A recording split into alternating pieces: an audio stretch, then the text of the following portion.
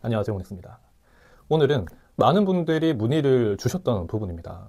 투잡을 할 때 가장 많이 고민되시는 것이 무엇일까요? 내가 사업자를 내고 소득이 생기면 직장에서 알 수 있지 않을까? 추가 소득 만들다가 본 소득을 잃는 것은 아닐까?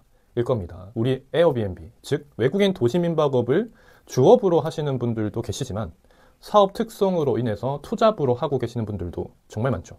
지금 투잡을 하면서 정확하게는 모르겠지만 그냥 설마 걸리겠어 하면서 투잡을 하고 계실 수도 있고, 미리 겁먹고 에이 그냥 찝찝하게 하지 말자 라고 하면서 추가 소득을 포기하고 계시는 분들도 계실 겁니다. 제가 컨텐츠를 만들면서 다른 유튜브 영상들을 참고를 좀 해봤었는데 서로 내용이 다르기도 해서 헷갈리더라고요.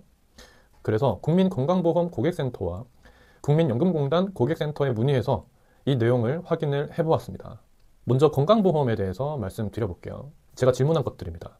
직장인이 사업자를 내서 추가 소득이 발생하면 건강보험공단에서 기존 직장으로 통보가 되나요? 라고 물으니 직장으로 통보가 가지 않습니다 라고 답변을 받았습니다.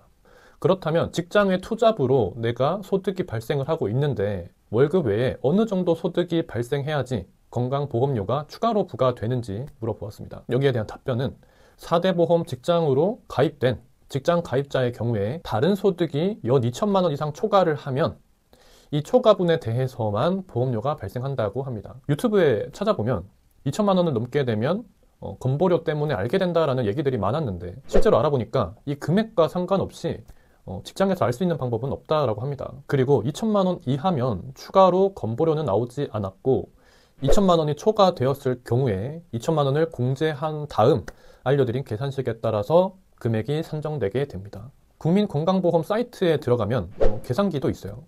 직장보험료 모의 계산기에 들어가서 보수의 소득란으로 계산을 해보면 됩니다.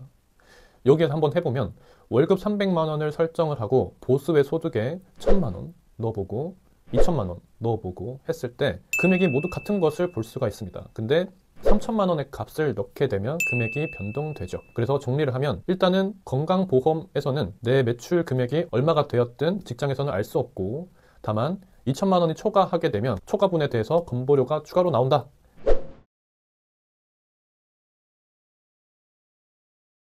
자, 다음은 국민연금입니다. 국민연금 같은 경우에는 직장에서 알게 되는 경우도 있고 아닌 경우도 있다고 하니 내용을 설명을 드려볼게요.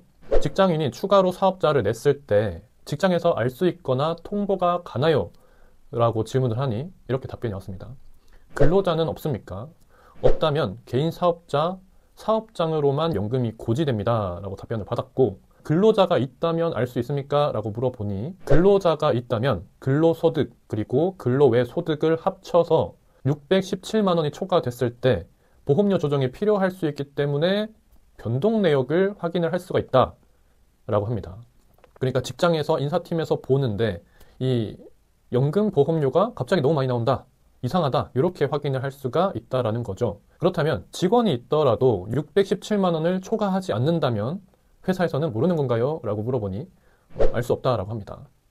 자, 정리를 하면 일단 기본적으로 4대 보험을 가입한 직원, 여기에서는 일용직이나 프리랜서는 제외입니다. 이 4대 보험으로 가입한 직원이 없다면 금액이 얼마가 됐든 회사에서 알 수는 없습니다. 그리고 숙소를 여러 개 운영을 해서 청소 직원을 두는 게 더 이득인 경우가 생길 수도 있습니다. 이럴 때 4대 보험을 가입한 직원이 있더라도 617만 원을 초과하지 않는다면 회사에서 알 수 있는 방법은 없다고 합니다. 자, 여기서 조심하셔야 될 부분은 연말정산 시에 연말정산 자료 제출하시죠. 여기서 건강보험료에서 소득 월액 보험료는 제외를 하고 제출하시면 됩니다. 건강보험료 항목에서 구분에 직장 가입자 소득 월액이라고 표기되어 있는 부분이 있습니다. 그리고 사실상 회사원이 투잡을 하는 것은 헌법상 보장이 되어 있어요. 근로시간 이외의 시간을 활용한 겸직을 제한하는 조항은 헌법상 보장되는 직업 선택의 자유를 제한하는 것으로 효력이 없다라고 되어 있죠. 하지만 공무원은 겸직과 영리 업무가 금지되어 있기 때문에 어렵겠습니다. 이게 따로 허가를 받아야 된다라고 하더라고요. 근데 현실적으로 보통 회사에서는 업무 외에 다른 수익 활동을 좋아하진 않겠죠. 그래서 회사에서 사규로 제한하는 경우도 있기 때문에 잘 확인을 한번 해보셔야겠습니다. 보통 회사에서 걸리는 게 주변 동료들에게 자랑하다가 인사팀의 고자질에서 걸리는 게 대부분이라고 합니다. 그러니까 정말 친한 동료라고 해도 조심하는 게 좋겠습니다. 이 자랑을 하게 되면 꼭 자랑값을 치르게 되더라고요. 에어비앤비 수익으로 너무 자랑하고 싶어도 가족들에게만 하는 게 좋을 것 같습니다. 근데 이 회사 사규가 있다 하더라도 요즘은 정규직을 정말 해고하기가 어렵죠. 그렇다면 해고할 수 있는 사유 8가지를 한번 확인을 해보겠습니다. 첫 번째는 무단결근입니다. 두 번째는 불성실한 근무 태도. 세 번째는 인사명령 및 업무명령 불이행. 네 번째는 횡령, 배임 등 회사에 손해를 끼친 행위. 다섯 번째는 허위 이력서 작성. 여섯 번째는 폭언폭행, 회사 및 상사 비방. 일곱 번째는 불법적인 조합활동 또는 쟁의행위. 여덟 번째는 유죄 판결 등 사생활에서의 비행.